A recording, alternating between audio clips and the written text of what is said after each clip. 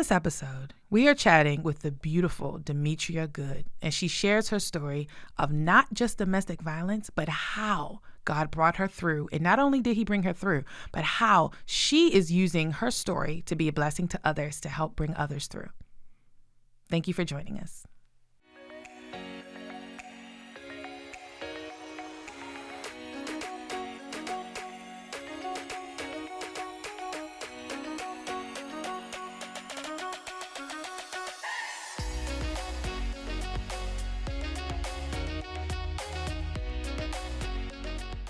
Welcome to Truth Talks TV. Today we have a special guest. Her name is Demetria Goode. I really, really love that last name. Like you could monopolize, you could do some things with that last name, Goode. So thank you for joining us today, and please share with us your story. Yes. Like, please. So my platform, The Good Fight, is created from me telling my story. So I met my ex. I was walking one day, seen him at a gas station. He just looked like a big teddy bear, and I was like, "Hey, how you doing?" I was just taking a walk, and we connected, exchanged numbers. We started talking, and we just used to talk about problems, and we became cool. And I'm probably, from what I've been told, is one of the best people that came into his life, supporting him and being there for him. And he went through a downfall through the relationship where he almost lost everything due to charges with the law. So I didn't turn my back on. First, that was the first red flag right there. I didn't turn my back on him. I stayed there with him, helped him through it. Got pregnant, ended up getting married, and because I got pregnant, got married, helped him get a job, and move the family out, everyone together in the house, his family, my family. The judge gave him a second chance. He was like, "I see you're getting your life together," but what it did was it started affecting his life, and the effects of his life came into the household and around everyone else. So my side of the family stayed out of our relationship. His side of the family was in our relationship completely. So you know how that mixes. You don't hear the other person's side of the story. You go off assumptions of what the other person is telling you. So it was so many lies created. At one point, I'm gay. I have nothing against gay. I have gay friends, and I was messing with women. I never messed with a woman a day in my life. I was a cheater. I never cheated on my husband, ever, ever, ever. He was sleeping with the neighbor's niece across the street, and it was just a mess. He was humiliating me, embarrassing me, looking at women in my face. It was a mess. Even it got to a point, one of our mutual friends of a wife called me and was like, "Your husband is over here looking, being this," and the female figure was a younger, like 17, 18. And wow. It was so disrespectful. She called me, and his side of the family doesn't know all of the issues, everything that I was going through. And I was working 80 hours a week. My part-time job became a full-time job, and I was working my full-time job. And even when I got pregnant, I had to continue to work because his income was not supporting the household. And folks don't understand that either. I was paying car notes, my car notes, bills. He wasn't contributing. So it was a lot of weight on me.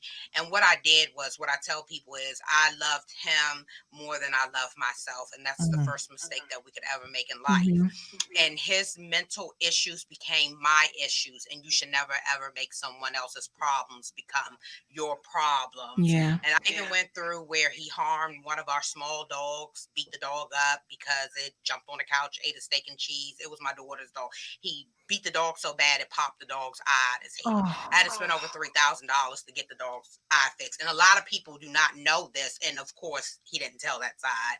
And it I had a mutual friend. They would drink a lot, and he took the bottle. They got into it. He was like, "Don't drink no more." And they just, being two drunks, and he hit her in the back of the head with it. She almost lost her life. So it was like so many red flags. And I stood up. I was strong. And because we both were verbally abusing each other, but my verbal abuse became more so defending myself. And I got to a point that I stopped doing stuff, even down to his kids. I was like, "You buy your own detergent, you buy your own toilet paper. You don't appreciate me." It was so bad that they brought the other mom in the house toured her around our house and even took her in the bedroom while I was at my part-time, pregnant with high risk pregnancy. That's how high level the disrespect was. So I stopped, and people don't realize and understand why I stopped doing what I'm doing. I was doing, and people will feed into stuff and give the abuser so much attention and Yeah. negative adrenaline, and they don't know what's going on. So one day I came home from work, and by this day I had been praying that God get me out of this marriage for the longest. God got me out, but he did not tell me how he was going to get me out. I Mm. came home, it was on a Sunday, it was gloomy outside, it was around 4 o'clock. I remember, and I had this coat on, and I was zipping the coat all the way up, and I never zipping this coat up, and it's a wind shield coat, so when something goes through it, it's hard to pierce the coat. I came in the house. He was talking about me, lying on me again, whoever he was on the phone with. I was like, you got 6 months to leave. Save your money, move on. I was like, it ain't like you pay bills anyways, because he wasn't contributing to the house. He would buy alcohol before he took care of anything in the household. And then I was like, whoever you on the phone with, tell them the truth. Tell them that the lies that you're telling on me is really you. It's not me. And tell whoever you're on the phone with that you will buy alcohol before you buy your daughter diapers. Wow. Like and I think what that caused was humiliation, because he had been lying so much, and whoever was on the other end of the receiver finally heard my side, which was the truth. And he got up, and he was 6 foot, about 280 pounds, and he started hitting me. And while he was hitting me, he had grabbed a knife. So he was stabbing me and hitting me at the same time. He was stabbing me so hard the knife broke in half. And this was the first time he ever beat me up. And I had 3 staples in my head. My head was split. I had 15 stitches up my chin to lip. He stabbed me. So I had 1, 2, 3, 4, one over the heart, 5 and 6 stab wounds. The 2 in the hand, I had to have a surgery, had to repair my nerves and tendons. And I still have nerve damage. I still have pains in my hand, and my head was split open. I had staples in my head. My chin was split open. I had 15 stitches up my chin to lip. I mean, you couldn't even tell who I was. And the sad part about it is, when I got in the ambulance, I was like, call my kids, because it was 5 911 calls. I was like, call my kids. I need to let everyone know what happened. My son and my play nephew was standing outside, so my son seen me come out the house. But I'll tell you, in the midst of everything, I felt God and I felt the devil. And I believed in God, but I'm a believer now. And I can't explain the situation, but I could feel God shield me with a ball of life, and I could see a cloud of darkness, which was the devil. And I tell people, I'm a believer now, and I know God is real because he spared me my life. And going through recovery, trying to get out, I couldn't do much. You call people, you try to depend on people that you were there for. I can tell you, not even the handful that helped me. And what it did was, it put me in a place where I wanted to commit suicide. And I remember putting a bottle of Percocets up to my mouth, and I cried for about an hour. And when I put that bottle of Percocets up to my mouth, my daughter, she was 2 or 3 at the time, she came running in the room. She's like, "Hey, mommy, I love you," and kissed me. And I dropped the bottle of Percocets. And that's when I realized my purpose in life, but I still was going through the healing process. And when I started to love myself and realize that I didn't love myself, it went back to my childhood.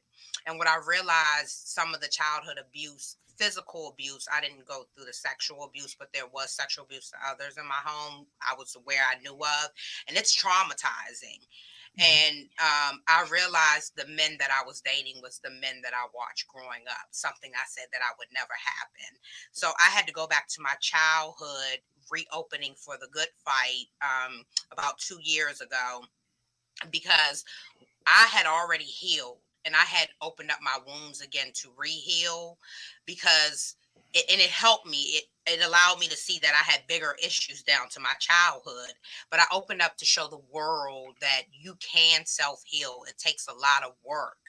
But he continued to lie on me and make all accusations. And for me, I have receipts for everything. And that's when I came out. I was like, it's time for me to tell my side of the story.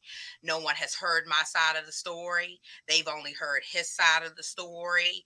So it created the platform of the Good Fight, helping others through life experiences. So domestic violence survivors or those that are going through domestic violence can share their stories through the platform of the Good Fight to help others that are going through similar situations. It can help them heal. It can help them begin to heal.